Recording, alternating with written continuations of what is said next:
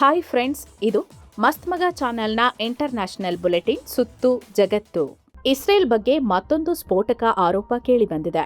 Israel ತನ್ನ ಅತ್ಯಾಪ್ತ ದೇಶ America ವಿರುದ್ಧವೇ ಭಾರೀ ಸಂಚು ಮಾಡಿದೆ, ಬೇಹುಗಾರಿಕೆ ನಡೆಸ್ತಿದೆ ಅಂತ ಹೇಳಲಾಗ್ತಿದೆ. ಇನ್ನೊಂದು ಕಡೆ ಇದೇ ಇಸ್ರೇಲ್ ತನ್ನ ದೇಶದಲ್ಲಿ ಶಿವಾಜಿ ಪ್ರತಿಮೆ ಹಾಕೋಕೆ ಮುಂದಾಗಿದೆ. ಅತ್ತ ಇರಾನ್ ಅಮೆರಿಕ ಯುದ್ಧ ಕಂಟಿನ್ಯೂ ಆಗಿದ್ದು, ಇತ್ತ ಬಲೂಚಿಸ್ತಾನದಲ್ಲಿ ದೊಡ್ಡ ಪ್ರತಿಭಟನೆ ಭುಗಿಲೆದ್ದಿದೆ. ಎಲ್ಲವನ್ನ ಒನ್ ಬೈ ಒನ್ ನೋಡ್ಕೊಂಡು ಬರೋಣ. ಮೊದಲಿಗೆ ದೇಶದಲ್ಲಿ ಆಗಿರೋ ಹೊಸ ಏರಿಕೆಯ ಬಗ್ಗೆ ನಿಮಗೆ ಮಾಹಿತಿ ಕೊಟ್ಬಿಡ್ತೀವಿ. ದೇಶದಲ್ಲಿ ಗೃಹ ಬಳಕೆಯ ಎಲ್ಪಿಜಿ ಸಿಲಿಂಡರ್ ದರ ಮತ್ತೆ ಏರಿಕೆಯಾಗಿದೆ. ಪ್ರತಿ ಸಿಲಿಂಡರ್ಗೆ 29 ರೂಪಾಯಿ ಹೆಚ್ಚಳ ಮಾಡಲಾಗಿದೆ. ಜೂನ್ 7ರಿಂದಲೇ ಈ ಹೊಸ ದರ ಜಾರಿಗೆ ಬಂದಿದೆ. ಸರ್ಕಾರಿ ಸ್ವಾಮ್ಯದ ತೈಲ ಕಂಪನಿಗಳು ಬೆಲೆ ಏರಿಸಿವೆ. ಅಂತಾರಾಷ್ಟ್ರೀಯ ಮಾರುಕಟ್ಟೆ ವೆಚ್ಚ ಆಧರಿಸಿ ಈ ತೀರ್ಮಾನ ಕೈಗೊಳ್ಳಲಾಗಿದೆ.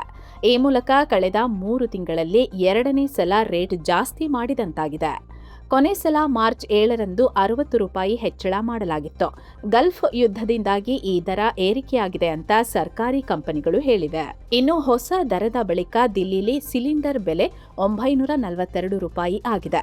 ಇತ್ತ ಬೆಂಗಳೂರಲ್ಲಿ 944 ರೂಪಾಯಿ, ಮುಂಬೈನಲ್ಲಿ 941 ರೂಪಾಯಿ 40 ಪೈಸೆ ಆಗಿದೆ. ಆದರೆ ಉಜ್ವಲ ಯೋಜನೆ ಫಲಾನುಭವಿಗಳಿಗೆ ಕೇವಲ 642 ರೂಗೆ ಸಿಲಿಂಡರ್ ಸಿಗಲಿದೆ. ಯಾಕಂದ್ರೆ ಅವರಿಗೆ 300 ರೂಪಾಯಿ ಸಬ್ಸಿಡಿ ನೇರವಾಗಿ ಬ್ಯಾಂಕ್ ಖಾತೆಗೆ ಜಮಾ ಆಗಲಿದೆ.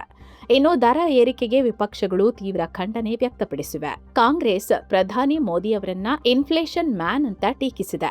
ಜನರಿಂದ ಹಣ ಸುಲಿಗೆ ಮಾಡಿ ಶ್ರೀಮಂತರ ಖಜಾನೆ ತುಂಬಲಾಗ್ತಿದೆ ಅಂತ ಆರೋಪಿಸಿದೆ. ಆದರೆ ಈ ಬೆಲೆ ಏರಿಕೆ ಟೀಕೆಗಳಿಗೆ ಕೇಂದ್ರ ಸರ್ಕಾರ ಸ್ಪಷ್ಟನೆ ನೀಡಿದೆ. ಜಾಗತಿಕ ಬಿಕ್ಕಟ್ಟಿನಿಂದಾಗಿ ಗ್ಯಾಸ್ ಸಿಲಿಂಡರ್ ಬೆಲೆ ಹೆಚ್ಚಳ ಅನಿವಾರ್ಯವಾಗಿದೆ. ಜಗತ್ತಿನಲ್ಲೇ ಭಾರತದಲ್ಲಿ ಗ್ಯಾಸ್ ಸಿಲಿಂಡರ್ ಬೆಲೆ ಅತಿ ಕಡಿಮೆಯಾಗಿದೆ ಅಂತ ಸರ್ಕಾರ ಹೇಳಿದೆ. ಅಲ್ಲದೆ ಒಂದು ಗ್ಯಾಸ್ ಸಿಲಿಂಡರ್ ಪೂರೈಕೆಗೆ 1600 ರೂಪಾಯಿಗೂ ಹೆಚ್ಚು ಹಣ ಖರ್ಚಾಗುತ್ತೆ. ಇದರಿಂದ ತೈಲ ಕಂಪನಿಗಳು ಪ್ರತಿ ಸಿಲಿಂಡರ್ ಮೇಲೆ 700 ರು ನಷ್ಟ ಭರಿಸ್ತಿವೆ. ಇದನ್ನು ಸರಿದೂಗಿಸೋಕೆ ಸರ್ಕಾರ 30,000 ಕೋಟಿ ರೂಪಾಯಿ ನೀಡಿದೆ ಅಂತ ಸರ್ಕಾರ ಹೇಳಿದೆ. ಇನ್ನು ಮಿಡಲ್ ಈಸ್ಟ್ನಲ್ಲಿ ಅಮೆರಿಕ ಮತ್ತು ಇರಾನ್ ಮತ್ತೆ ಹೊಡೆದಾಡಿಕೊಂಡಿದ್ದಾರೆ. ಹಾರ್ಮುಜ್ ಜಲಸಂಧಿ ಬಳಿ ಇರಾನ್ನ 2 ಡ್ರೋನ್ಗಳನ್ನು ಅಮೆರಿಕ ಸೇನೆ ಹೊಡೆದಾಕಿದೆ. ಕಮರ್ಷಿಯಲ್ ಹಡಗುಗಳನ್ನು ಟಾರ್ಗೆಟ್ ಮಾಡೋಕೆ ಈ ಅಟ್ಯಾಕ್ ಡ್ರೋನ್ಗಳು ಬಂದಿದ್ವು. ಹೀಗಾಗಿ ಹೊಡೆದಾಕಿದ್ವಿ ಅಂತ ಅಮೆರಿಕದ ಸೆಂಟ್ರಲ್ ಕಮಾಂಡ್ ಹೇಳಿದೆ. ಶನಿವಾರ ಕೂಡ ಅಮೆರಿಕ ಹಾರ್ಮುಜ್ ಬಳಿ ಇರಾನ್ನ 4 ಡ್ರೋನ್ಗಳನ್ನು ಹೊಡೆದಾಕಿತ್ತು. ಅದರ ಬೆನ್ನಲ್ಲೇ ಈ ಘಟನೆಯಾಗಿದೆ. ಇತ್ತ ಇರಾನ್ ಕೂಡ ರೊಚ್ಚಿಗೆದ್ದಿದೆ. ಕುವೈತ್ನಲ್ಲಿರೋ ಅಮೆರಿಕದ ಸೇನಾ ನೆಲೆಗಳ ಮೇಲೆ ಮಿಸೈಲ್ ದಾಳಿ ಮಾಡಿದೆ. ಅಲ್ಲಿ ಅಲ್ ಸಲೇಮ್ ಏರ್ ಬೇಸ್ ಟಾರ್ಗೆಟ್ ಮಾಡಿ ಅಟ್ಯಾಕ್ ನಡೆದಿದೆ. ಆದರೆ 7 ಬ್ಯಾಲಿಸ್ಟಿಕ್ ಮಿಸೈಲ್ಗಳನ್ನ ಕುವೈತ್ ಸೇನೆ ಹೊಡೆದಾಕಿದೆ. ಜನವಸತಿ ಏರಿಯಾದಲ್ಲಿ ಮಿಸೈಲ್ ತುಂಡುಗಳು ಬಿದ್ದು ಕಟ್ಟಡಗಳಿಗೆ ಸ್ವಲ್ಪ ಡ್ಯಾಮೇಜ್ ಆಗಿದೆ. ಆದರೆ ಯಾವುದೇ ಪ್ರಾಣಾಪಾಯ ಆಗಿಲ್ಲ ಅಂತ ಕುವೈತ್ ಸೇನೆ ಹೇಳಿದೆ. ಈ ನಡುವೆ ಇಸ್ರೇಲ್ ಅಮೆರಿಕ ವಿರುದ್ಧವೇ ಬೇಹುಗಾರಿಕೆ ಮಾಡ್ತಿದೆ ಅನ್ನೋ ಆರೋಪ ಕೇಳಿಬಂದಿದೆ. ಅಮೆರಿಕದ ಸರ್ಕಾರಿ ಅಧಿಕಾರಿಗಳ ಹೇಳಿಕೆ ಉಲ್ಲೇಖಿಸಿ ಎನ್ಬಿಸಿ ನ್ಯೂಸ್ ರಿಪೋರ್ಟ್ ಮಾಡಿದೆ. ಇಸ್ರೇಲ್ ಅಮೆರಿಕದ ಹಿರಿಯ ಅಧಿಕಾರಿಗಳನ್ನ ನಿರಂತರವಾಗಿ ಮಾನಿಟರ್ ಮಾಡ್ತಿದೆ. ಅವರ ಬಗ್ಗೆ ಮಾಹಿತಿ ಕಲೆಕ್ಟ್ ಮಾಡೋಕೆ ನೋಡ್ತಿದೆ. ಪ್ರಮುಖವಾಗಿ ಇರಾನ್ ಜೊತೆಗೆ ಮಾತುಕತೆ ಮಾಡ್ತಿರೋ ಅಮೆರಿಕದ ಅಧಿಕಾರಿಗಳ ಮೇಲೆ ಇಸ್ರೇಲ್ ಹದ್ದಿನ ಕಣ್ಣಿಟ್ಟಿದೆ. ಮಧ್ಯಪ್ರಾಚ್ಯ ಸಂಘರ್ಷದ ಕುರಿತು ಟ್ರಂಪ್ ಆಡಳಿತದೊಳಗೆ ಏನ್ ಚರ್ಚೆ ಆಗ್ತಿದೆ ಅಂತ ಇಸ್ರೇಲ್ ಬಹಳ ಅಗ್ರೆಸಿವ್ ಆಗಿ ಮಾಹಿತಿ ಕಲೆ ಹಾಕ್ತಿದೆ ಅಂತ ರಿಪೋರ್ಟ್ ಹೇಳಿದೆ. ಅಲ್ಲದೆ ಇಸ್ರೇಲ್ಗೆ ಭೇಟಿ ನೀಡುವಾಗೆಲ್ಲ ಅಮೆರಿಕ ಹೆಚ್ಚಿನ ಮುನ್ನೆಚ್ಚರಿಕೆ ವಹಿಸುತ್ತಿದೆ. ಅಂದ್ರೆ ಇಸ್ರೇಲ್ಗೆ ಹೈ ಲೆವೆಲ್ ಭೇಟಿ ನೀಡುವಾಗೆಲ್ಲ ಬರ್ನರ್ ಫೋನ್, ಟೆಂಪರರಿ ಕಂಪ್ಯೂಟರ್ಗಳನ್ನ ಅಮೆರಿಕದ ಅಧಿಕಾರಿಗಳು ಬಳಸ್ತಾರೆ. ಬಹಳ ಸ್ಟ್ರಿಕ್ಟ್ ಆಗಿರೋ ಕಮ್ಯುನಿಕೇಷನ್ ಪ್ರೋಟೋಕಾಲ್ಸ್ ಅನುಸರಿಸುತ್ತಾರೆ. ಇಸ್ರೇಲ್ನ ಹೋಟೆಲ್ ರೂಮ್ಸ್ ಮತ್ತು ಇತರೆ ಕಡೆ ಇರುವಾಗ ಅಮೆರಿಕನ್ ಅಧಿಕಾರಿಗಳು ಸೂಕ್ಷ್ಮ ವಿಚಾರಗಳ ಬಗ್ಗೆ ಡಿಸ್ಕಸ್ ಮಾಡೋದನ್ನ ಅವಾಯ್ಡ್ ಮಾಡ್ತಿದ್ದಾರೆ ಎನ್ನಲಾಗ್ತಿದೆ. ಹೀಗಾಗಿನೇ ಇಸ್ರೇಲ್ ವಿರುದ್ಧ America counter intelligence threat level ಅನ್ನ ಕ್ರಿಟಿಕಲ್ ಲೆವೆಲ್ಗೆ ಏರಿಸಿದೆ ಅಂತ ವರದಿಯಾಗಿದೆ. ಆದರೆ ಈ ಆರೋಪಗಳನ್ನ ಅಮೆರಿಕದಲ್ಲಿರೋ ಇಸ್ರೇಲ್ ರಾಯಭಾರಿ ನಿರಾಕರಿಸಿದ್ದಾರೆ. ಇವೆಲ್ಲ ತಪ್ಪು ಮಾಹಿತಿ. ಇಸ್ರೇಲ್ ಯಾವತ್ತೂ ತನ್ನ ಶತ್ರುಗಳ ವಿರುದ್ಧ ಕಾರ್ಯಾಚರಣೆ ನಡೆಸುತ್ತೆ ಹೊರತು ಮಿತ್ರರ ವಿರುದ್ಧ ಅಲ್ಲ ಅಂತ ಹೇಳಿದ್ದಾರೆ. ಅತ್ತ ಅಮೆರಿಕದ ವೈಟ್ ಹೌಸ್ ಕೂಡ ಈ ರಿಪೋರ್ಟ್ ಸುಳ್ಳು ಅಂತ ತಳ್ಳಿ ಹಾಕಿದೆ. ಇತ್ತ ಅಮೆರಿಕ ಜೊತೆಗಿನ ಶಾಂತಿ ಒಪ್ಪಂದಕ್ಕೆ ಇರಾನ್ ಹೊಸ ಕಂಡೀಷನ್ ಹಾಕಿದೆ. ಜಪ್ತಿ ಮಾಡಲಾಗಿರೋ $24 ಬಿಲಿಯನ್ ಆಸ್ತಿ ಬಿಡುಗಡೆ ಮಾಡಬೇಕು ಅಂತ ಇರಾನ್ ಹೇಳಿದೆ. ಆಸ್ತಿ ಬಿಡುಗಡೆ ಮಾಡಿದರಷ್ಟೇ ಶಾಂತಿ ಒಪ್ಪಂದ ಅಂತ ಇರಾನ್ ಸುಪ್ರೀಂ ಲೀಡರ್ ಮೊಜ್ತಬಾ ಖಾಮಿನೈ ಸಲಹೆಗಾರ ಮೊಹಸಿನ್ ರೆಜಾಯ್ ಹೇಳಿದ್ದಾರೆ. ಮಧ್ಯಂತರ ಒಪ್ಪಂದದ ಬಳಿಕ 12 ಬಿಲಿಯನ್ ಬಿಡುಗಡೆ ಮಾಡಬೇಕು. ಉಳಿದ ಹಣವನ್ನ ಮುಂದಿನ ಹಂತದಲ್ಲಿ ನೀಡಬೇಕು ಅಂತ ರೆಜಾಯಿ ಒತ್ತಾಯಿಸಿದ್ದಾರೆ. ಇದೇ ಟೈಮಲ್ಲಿ ಜಪ್ತಿಯಾಗಿರೋ ಇರಾನ್ ಆಸ್ತಿಯನ್ನ ಗಲ್ಫ್ ದೇಶಗಳಿಗೆ ನೀಡೋಕೆ ಅಮೆರಿಕ ಮುಂದಾಗಿದೆ ಅಂತ ರಾಯ್ಟರ್ಸ್ ವರದಿ ಮಾಡಿದೆ. ಇರಾನ್ ದಾಳಿಯಿಂದಾಗೋ ನಷ್ಟ ಸರಿದೂಗಿಸೋಕೆ ಈ ಹಣ ಬಳಸಲು ಅಮೆರಿಕ ನಿರ್ಧರಿಸಿದೆ ಅಂತ ವರದಿ ಹೇಳಿದೆ. ಅಲ್ಲದೆ ಗಲ್ಫ್ ದೇಶಗಳಲ್ಲಿ ಇರಾನ್ ದಾಳಿಯಿಂದಾದ ಹಾನಿಯ ಪ್ರಮಾಣ ಲೆಕ್ಕ ಹಾಕಲಾಗ್ತಿದೆ. ಇದಕ್ಕಾಗಿ ಅಮೆರಿಕದ ಟ್ರೆಜರಿ ಸೆಕ್ರೆಟರಿ ಸ್ಕಾಟ್ ಬೆಸೆಂಟ್ ಪ್ರತ್ಯೇಕ ತಂಡ ಕೂಡ ರಚಿಸಿದ್ದಾರೆ ಅಂತ ವರದಿಯಲ್ಲಿ ಉಲ್ಲೇಖಿಸಲಾಗಿದೆ.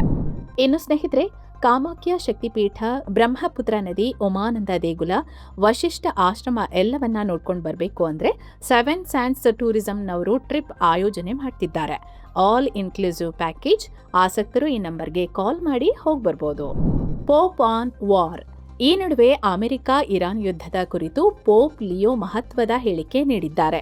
ಅಮೆರಿಕ ಮತ್ತು ಇಸ್ರೇಲ್ ನಡೆಸ್ತಿರೋ ಯುದ್ಧ ನ್ಯಾಯಸಮ್ಮತವಲ್ಲ ಅಂತ ಹೇಳಿದ್ದಾರೆ. ಕ್ಯಾಥೋಲಿಕ್ ಬೋಧನೆಗಳ ಪ್ರಕಾರ ಇದನ್ನು ಧರ್ಮಯುದ್ಧ ಅಂತ ಕರೆಯಲು ಸಾಧ್ಯವಿಲ್ಲ ಅಂದಿದ್ದಾರೆ. ಅಮೆರಿಕ ಉಪಾಧ್ಯಕ್ಷ ಜೆಡಿ ವ್ಯಾನ್ಸ್ ಈ ಹಿಂದೆ ಇರಾನ್ ಮೇಲಿನ ದಾಳಿನ ಧರ್ಮಯುದ್ಧ ಅಂತ ಹೇಳಿ ಸಮರ್ಥಿಸಿಕೊಂಡಿದ್ರು. ಅದನ್ನ ನೆನಪಿಸಿ ಪೋಪ್ ಈ ತರ ಹೇಳಿದ್ದಾರೆ. ಹಾಗೆ ರಾಜತಾಂತ್ರಿಕ ಮಾತುಕತೆ ಮೂಲಕ ಬಿಕ್ಕಟ್ಟು ಬಗೆಹರಿಸೋಕೆ ಪೋಪ್ ಕರೆ ನೀಡಿದ್ದಾರೆ. ಇಸ್ರೇಲ್ನಲ್ಲಿ ಛತ್ರಪತಿ ಶಿವಾಜಿ ಮಹಾರಾಜರ ಬೃಹತ್ ಪ್ರತಿಮೆ ನಿರ್ಮಿಸೋಕೆ ತೀರ್ಮಾನಿಸಲಾಗಿದೆ. ಮುಂಬೈನಲ್ಲಿರೋ ಇಸ್ರೇಲ್ ಕಾನ್ಸುಲ್ ಜನರಲ್ ಯಾನಿವ್ ರೆವಾಚ್ ಈ ಬಗ್ಗೆ ಅನೌನ್ಸ್ ಮಾಡಿದ್ದಾರೆ. ಶಿವಾಜಿ ಮಹಾರಾಜರ ಪಟ್ಟಾಭಿಷೇಕದ ದಿನ ಅಂದ್ರೆ ಜೂನ್ 6ರಂದು ಈ ಐತಿಹಾಸಿಕ ನಿರ್ಧಾರ ಪ್ರಕಟಿಸಲಾಗಿದೆ. ಭಾರತ ಮತ್ತು ಇಸ್ರೇಲ್ನ ಸಮಾನ ಹೋರಾಟದ ಇತಿಹಾಸವೇ ಇದಕ್ಕೆ ಪ್ರೇರಣೆ. ಹೀಗಾಗಿ ಇಸ್ರೇಲ್ನ ಪ್ರಮುಖ ನಗರವೊಂದರಲ್ಲಿ ಈ ಬೃಹತ್ ಪ್ರತಿಮೆ ಸ್ಥಾಪನೆ ಮಾಡಲಿದ್ದೀವಿ ಅಂತ ರೆವಾಚ್ ಹೇಳಿದ್ದಾರೆ. ಅಲ್ಲದೆ ಈ ಪ್ರತಿಮೆಯ ಮೂಲಕ ಭಾರತ ಮತ್ತು ಇಸ್ರೇಲ್ ಜನರ ನಡುವಿನ ಬಾಂಧವ್ಯ ಹೆಚ್ಚಾಗಲಿದೆ ಅಂತ ರೆವಾಚ್ ಹೇಳಿದ್ದಾರೆ. ಇನ್ನು ಈ ಯೋಜನೆಗಾಗಿ ಇಸ್ರೇಲ್ ಮಹಾರಾಷ್ಟ್ರ ಸರ್ಕಾರದ ಬೆಂಬಲ ಕೋರಿತ್ತು. ಅದಕ್ಕೆ ಸಿಎಂ ಫಡ್ನವೀಸ್ ಕೂಡ ಈ ಸಂಪೂರ್ಣ ಬೆಂಬಲ ನೀಡ್ತೀವಿ ಅಂದಿದ್ದಾರೆ. ಹಾಗೆ ಇಸ್ರೇಲ್ ನಿರ್ಧಾರವನ್ನ ಸ್ವಾಗತಿಸಿದ್ದಾರೆ. ನಾರ್ತ್ ಕೊರಿಯಾ ಸರ್ವಾಧಿಕಾರಿ ಕಿಮ್ ಜಾಂಗ್ ಉನ್ ಅವರ ತಂಗಿ ಕಿಮ್ ಯೋ ಜಾಂಗ್ ಅಬ್ಬರಿಸಿದ್ದಾರೆ. ಅಣ್ವಸ್ತ್ರಗಳ ವಿಷಯದಲ್ಲಿ ನಾವು ಯಾರ ಮಾತನ್ನು ಕೇಳಲ್ಲ ಅಂತ ಹೇಳಿದ್ದಾರೆ. ಪರಮಾಣು ಅಸ್ತ್ರಗಳ ವಿಚಾರದಲ್ಲಿ ಯಾವುದೇ ರಾಜಿ ಇಲ್ಲ. ಇದು ನಾನ್ ನೆಗೋಷಿಯಬಲ್. ಅಲ್ಲದೆ ನಾವು ಯಾವ ಬೆದರಿಕೆಗಳನ್ನು ಸಹಿಸಲ್ಲ. ನಾವು ಪರಮಾಣು ಅಸ್ತ್ರ ಕೈಬಿಡ್ತೀವಿ ಅಂತ ಅಮೆರಿಕ ಬೇಕಂತಲೇ ಸುಳ್ಳು ಸುದ್ದಿ ಹಬ್ಬಿಸ್ತಿದೆ. ಅಮೆರಿಕದ ಅಧಿಕಾರಿಗಳು ಈ ವಿಚಾರದಲ್ಲಿ ಇನ್ನೂ ಹಗಲುಗನಸು ಕಾಣ್ತಿದ್ದಾರೆ ಅಂತ ಕಿಮ್ ಯೋ ಜಾಂಗ್ ಕಿಡಿಕಾರಿದ್ದಾರೆ. ಜೊತೆಗೆ ನಮ್ಮ ನ್ಯೂಕ್ಲಿಯರ್ ಸ್ಟೇಟಸ್ ಯಾವತ್ತಿಗೂ ಬದಲಾಗಲ್ಲ ಅಂತ ಕಿಮ್ ತಂಗಿ ಸ್ಪಷ್ಟಪಡಿಸಿದ್ದಾರೆ. ಚೀನಾ ಅಧ್ಯಕ್ಷ ಶಿ ಜಿನ್ಪಿಂಗ್ರ ನಾರ್ತ್ ಕೊರಿಯಾ ಭೇಟಿಗೂ ಮುನ್ನ ಈ ಥರ ಹೇಳಿದ್ದಾರೆ. ಕಳೆದ ತಿಂಗಳಷ್ಟೇ ಅಮೆರಿಕ ಅಧ್ಯಕ್ಷ ಟ್ರಂಪ್, ಆಮೇಲೆ ರಷ್ಯಾ ಅಧ್ಯಕ್ಷ ಪುಟಿನ್ ಜೊತೆ ಜಿನ್ಪಿಂಗ್ ಮೀಟಿಂಗ್ ಮಾಡಿದ್ರು. ಉತ್ತರ ಕೊರಿಯಾವನ್ನ ಪರಮಾಣು ಮುಕ್ತ ಮಾಡೋ ಬಗ್ಗೆ ಟ್ರಂಪ್ ಮತ್ತು ಜಿನ್ಪಿಂಗ್ ಒಪ್ಪಿಕೊಂಡಿದ್ರು ಅಂತ ವೈಟ್ ಹೌಸ್ ಹೇಳಿತ್ತು. ಅದರ ಬೆನ್ನಲ್ಲೇ ಕಿಮ್ರ ಸಹೋದರಿ ಈ ಮಾತುಗಳನ್ನಾಡಿದ್ದಾರೆ. ಟೆಕ್ ದಿಗ್ಗಜ ಎಲಾನ್ ಮಸ್ಕ್ ಭಾರತದ ಫರ್ಟಿಲಿಟಿ ರೇಟ್ ಬಗ್ಗೆ ಮಾತನಾಡಿದ್ದಾರೆ. ಭಾರತದಲ್ಲಿ ಫರ್ಟಿಲಿಟಿ ರೇಟ್ ಈಗ ರೀಪ್ಲೇಸ್ಮೆಂಟ್ ಲೆವೆಲ್ 2.1ಕ್ಕಿಂತ ಕೆಳಗೆ ಕುಸಿದಿದೆ. ಹೆಚ್ಚು ಓದಿರುವವರಲ್ಲಂತೂ ಮಕ್ಕಳ ಜನನ ಪ್ರಮಾಣ ಹಿಂದೆಯೇ ಕಮ್ಮಿಯಾಗಿದೆ ಅಂತ ಮಸ್ಕ್ ಹೇಳಿದ್ದಾರೆ. 2024ರ ಫರ್ಟಿಲಿಟಿ ರೇಟ್ನ ಡೇಟಾವೊಂದಕ್ಕೆ ಮಸ್ಕ್ ಈ ಕಮೆಂಟ್ ಮಾಡಿದ್ದಾರೆ. ಆ ಡೇಟಾದಲ್ಲಿ ಹೇಳಿರೋ ಹಾಗೆ ಕಳೆದ 10 ವರ್ಷದಲ್ಲಿ ಭಾರತದ ಫರ್ಟಿಲಿಟಿ ರೇಟ್ 2.3ರಿಂದ 1.9ಕ್ಕೆ ಇಳಿಕೆಯಾಗಿದೆ.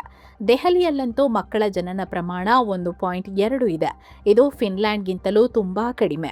ಬಿಹಾರ, ಯುಪಿ ಸೇರಿದಂತೆ ಕೇವಲ 6 ರಾಜ್ಯಗಳಲ್ಲಿ ಮಾತ್ರ ಜನನ ಪ್ರಮಾಣ ಸ್ವಲ್ಪ ಹೆಚ್ಚಿದೆ. 2.1 ರೀಪ್ಲೇಸ್ಮೆಂಟ್ ರೇಟ್ ಇದ್ರೆ ಮಾತ್ರ ದೇಶದ ಜನಸಂಖ್ಯೆ ಬ್ಯಾಲೆನ್ಸ್ ಆಗಿರುತ್ತೆ ಅನ್ನೋದು ತಜ್ಞರ ಲೆಕ್ಕಾಚಾರ. ಇದೇ ರೀತಿ ಮುಂದುವರೆದ್ರೆ ಮುಂದೆ ಭಾರತದ ಜನಸಂಖ್ಯೆ ಭಾರಿ ಪ್ರಮಾಣದಲ್ಲಿ ಕುಸಿಯೋ ಆತಂಕವಿದೆ. ಇನ್ನು ಜಮ್ಮು ಕಾಶ್ಮೀರದ ರಜೌರಿಯಲ್ಲಿ ಪಾಕ್ ಪ್ರಾಯೋಜಿತ ಉಗ್ರರ ವಿರುದ್ಧ ನಡೀತಿರೋ ಕಾರ್ಯಾಚರಣೆ ಭರ್ತಿ 17ನೇ ದಿನಕ್ಕೆ ಕಾಲಿಟ್ಟಿದೆ. ಆಪರೇಷನ್ ಶೇರುವಾಲಿ ಹೆಸರಲ್ಲಿ ಈ ಕಾರ್ಯಾಚರಣೆ ನಡೀತಿದೆ. ಡ್ರೋನ್, ಹೆಲಿಕಾಪ್ಟರ್, ಶ್ವಾನದಳ, ಕಾಂಬ್ಯಾಟ್ ವೆಹಿಕಲ್ಸ್ಗಳನ್ನು ನಿಯೋಜಿಸಲಾಗಿದೆ. ರಜೌರಿ ಜಿಲ್ಲೆಯ ದೋರಿ ಮಾಲ್ ಮತ್ತು ಗಂಭೀರ್ ಮುಘಲನ್ ಕಾಡಲ್ಲಿ ಉಗ್ರರಿಗಾಗಿ ಈ ಶೋಧ ಕಾರ್ಯಾಚರಣೆ ಮಾಡಲಾಗ್ತಿದೆ. ಇದು ಇತ್ತೀಚಿನ ವರ್ಷಗಳಲ್ಲಿ ಸೇನೆ ನಡೆಸ್ತಿರೋ ಅತಿ ದೊಡ್ಡ ಉಗ್ರ ನಿಗ್ರಹ ಕಾರ್ಯಾಚರಣೆ ಆಗಿದೆ. ಇನ್ನು ಈ ಕಾರ್ಯಾಚರಣೆ ವೇಳೆ ನಮ್ಮ ಯೋಧರೊಬ್ಬರು ಹುತಾತ್ಮರಾಗಿದ್ದಾರೆ. ಇವರನ್ನ ಬೀರೇಶ್ವರ್ ಗೋಸ್ವಾಮಿ ಅಂತ ಗುರುತಿಸಲಾಗಿದೆ. ಉಗ್ರ ನಿಗ್ರಹ ಕಾರ್ಯಾಚರಣೆ ವೇಳೆ ಕಂದಕಕ್ಕೆ ಬಿದ್ದು ಕೊನೆಯುಸಿರೆಳೆದಿದ್ದಾರೆ. ಸೇನೆ ಇವರಿಗೆ ಶ್ರದ್ಧಾಂಜಲಿ ಸಲ್ಲಿಸಿದೆ. ಇತ್ತ ಪಾಕಿಸ್ತಾನ ಭಾರತದ ವಿರೋಧದ ನಡುವೆಯೂ ಆಕ್ರಮಿತ ಕಾಶ್ಮೀರದ ಗಿಲ್ಗಿಟ್ ಬಾಲ್ಟಿಸ್ತಾನ್ನಲ್ಲಿ ಎಲೆಕ್ಷನ್ ನಡೆಸುತ್ತಿದೆ. ಅಲ್ಲಿನ ಸೋ-ಕಾಲ್ಡ್ ಅಸೆಂಬ್ಲಿಗೆ ಪಾಕಿಸ್ತಾನ ವೋಟಿಂಗ್ ಮಾಡಿಸುತ್ತಿದೆ. ಈ ಅಸೆಂಬ್ಲಿಯಲ್ಲಿ 33 ಸೀಟಿವೆ. ಇದರಲ್ಲಿ 24 ಕ್ಷೇತ್ರಗಳಿಗೆ ಮಾತ್ರ ಚುನಾವಣೆ ನಡೆಯುತ್ತೆ. ಉಳಿದ ಸ್ಥಾನಗಳನ್ನು ಪಾಕ್ ಆಯ್ಕೆ ಮಾಡುತ್ತೆ. ಒಟ್ಟಾರೆ ಚುನಾವಣೆ ಫಲಿತಾಂಶ ಎಲ್ಲವೂ ಪಾಕ್ ಸೇನೆ ಕೈಯಲ್ಲೇ ನಿರ್ಧಾರವಾಗುತ್ತೆ. ಇನ್ನೊಂದು ಕಡೆ ಪಾಕಿಸ್ತಾನ ಸರ್ಕಾರದ ವಿರುದ್ಧ ಮತ್ತೆ ಪ್ರತಿಭಟನೆ ಭುಗಿಲೆದ್ದಿದೆ. ಬಲೂಚಿಸ್ತಾನದ ಕ್ವೇಟ್ವಾ ಸೇರಿದಂತೆ ಹಲವು ಕಡೆ ಬಲೂಚಿಸ್ತಾನ್ ನ್ಯಾಷನಲ್ ಪಾರ್ಟಿ ಪ್ರತಿಭಟನೆ ಶುರು ಮಾಡಿದೆ. ಬಲೂಚಿಸ್ತಾನದಲ್ಲಿ ನಡೆಯುತ್ತಿರೋ ಅಕ್ರಮ ಬಂಧನ ಮತ್ತು ಎನ್ಕೌಂಟರ್ ವಿರುದ್ಧ ಪ್ರೊಟೆಸ್ಟ್ ನಡೆಯುತ್ತಿದೆ. ಬಲೂಚಿಸ್ತಾನದ ಜೆಹ್ರಿಯಲ್ಲಿ ಪಾಕ್ ಸೇನೆ ನಮ್ಮ ನಾಯಕ ಸರ್ದಾರ್ ನಸೀರ್ ಅಹಮದ್ ಮನೆ ಮೇಲೆ ದಾಳಿ ಮಾಡಿದೆ. 10 ರಿಂದ 12 ವಾಹನಗಳಲ್ಲಿ ಬಂದಿದ್ದ ಪಾಕ್ ಸೈನಿಕರು ನಸೀರ್ ಮತ್ತು ಅವರ ಮಕ್ಕಳನ್ನ ಎತ್ತಾಕೊಂಡು ಹೋಗಿದ್ದಾರೆ. ಈ ದಾಳಿಯಲ್ಲಿ ನಸೀರ್ ಮಗ ಖಲೀಲ್ ಮತ್ತು ಇನ್ನೊಬ್ಬ ಯುವಕನನ್ನ ಹತ್ಯೆ ಮಾಡಲಾಗಿದೆ. ಅವರ ಮನೆಯವರನ್ನ ಅರೆಸ್ಟ್ ಮಾಡಲಾಗಿದೆ ಅಂತ ಬಿಎನ್ಪಿ ಹೇಳಿದೆ.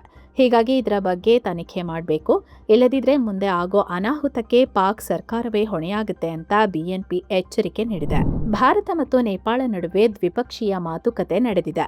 ಸದ್ಯ 3 ದಿನಗಳ ಭಾರತ ಪ್ರವಾಸದಲ್ಲಿರೋ ನೇಪಾಳದ ಫಾರಿನ್ ಮಿನಿಸ್ಟರ್ ಶಿಶಿರ್ ಖನಾಲ್ ವಿದೇಶಾಂಗ ಸಚಿವ ಜೈಶಂಕರ್ರನ್ನ ಭೇಟಿಯಾಗಿದ್ದಾರೆ. ವ್ಯಾಪಾರ ಮತ್ತು ಇಂಧನ ವಲಯ ಸೇರಿ ವಿವಿಧ ಕ್ಷೇತ್ರಗಳಲ್ಲಿ ಸಹಕಾರ ವೃದ್ಧಿ ಬಗ್ಗೆ ಚರ್ಚಿಸಿದ್ದಾರೆ.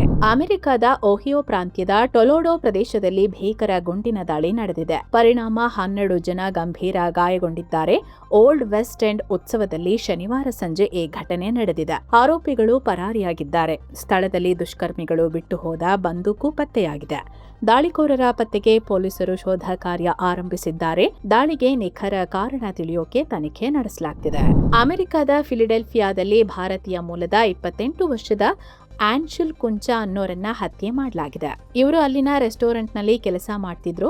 ಆದ್ರೆ ಜೂನ್ 6ಕ್ಕೆ ಅಪಾರ್ಟ್ಮೆಂಟ್ ಒಂದಕ್ಕೆ ಹೋಗಿ ಪಿಜ್ಜಾ ಡೆಲಿವರಿ ಮಾಡಿ ಬಂದ ಸ್ವಲ್ಪ ಹೊತ್ತಲ್ಲೇ ಇವರು ಹತ್ಯೆಯಾಗಿದ್ದಾರೆ.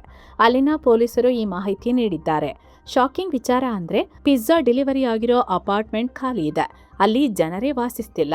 ಅಲ್ಲದೆ ಆನ್ಶುಲ್ ಕುಂಚಾ ಪಿಜ್ಜಾ ಬಾಕ್ಸ್ ತರ್ತಿರುವಾಗ ಅವರನ್ನ 2 ವ್ಯಕ್ತಿಗಳು ಫಾಲೋ ಮಾಡ್ತಿರೋದು ಕ್ಯಾಮೆರಾದಲ್ಲಿ ಸೆರೆಯಾಗಿದೆ. ಹೀಗಾಗಿ ಡೆಲಿವರಿ ನೆಪದಲ್ಲಿ ಆನ್ಶುಲ್ ಕುಂಚಾರನ್ನ ಈ ಲೊಕೇಶನ್ಗೆ ಕರೆದು ಹತ್ಯೆ ಮಾಡಲಾಗಿದೆ ಅನ್ನೋ ಅನುಮಾನ ವ್ಯಕ್ತವಾಗಿದೆ. ಇದುವರೆಗೂ ಯಾರನ್ನೂ ಅರೆಸ್ಟ್ ಮಾಡಿಲ್ಲ. ತನಿಖೆ ಶುರುವಾಗಿದೆ. ಇನ್ನು ಅಮೆರಿಕದ ವೈಟ್ ಹೌಸ್ನ ಟೆಕ್ನಾಲಜಿ ಮತ್ತು ಎಐ ಅಡ್ವೈಸರ್ ಸ್ಥಾನದಿಂದ ಶ್ರೀರಾಮ್ ಕೃಷ್ಣನ್ ಕೆಳಗಿಳಿಯಲಿದ್ದಾರೆ. ಶ್ರೀರಾಮ್ ಚೆನ್ನೈ ಮೂಲದವರು. ಕಳೆದ 18 ತಿಂಗಳಿಂದ ಟ್ರಂಪ್ ಸರ್ಕಾರದ ಪ್ರಮುಖ ಎಐ ನೀತಿಗಳನ್ನ ಇವರು ರೂಪಿಸ್ತಿದ್ರು. ಆದ್ರೆ ಭವಿಷ್ಯದ ಎಐ ಚಾಲೆಂಜ್ಗಳನ್ನ ಫೇಸ್ ಮಾಡೋಕೆ ಹೊಸ ಸಂಸ್ಥೆ ಕಟ್ಟೋ ಸಂಬಂಧ ಜೂನ್ ಅಂತ್ಯಕ್ಕೆ ಈ ಸ್ಥಾನ ತ್ಯಜಿಸ್ತಿದ್ದೀವಿ ಅಂತ ಶ್ರೀರಾಮ್ ಕೃಷ್ಣನ್ ಹೇಳಿದ್ದಾರೆ. ಸೊ ಫ್ರೆಂಡ್ಸ್, ಇದಾಗಿತ್ತು ಇವತ್ತಿನ ಜಗತ್ತಿನ ಸುತ್ತಾಟ.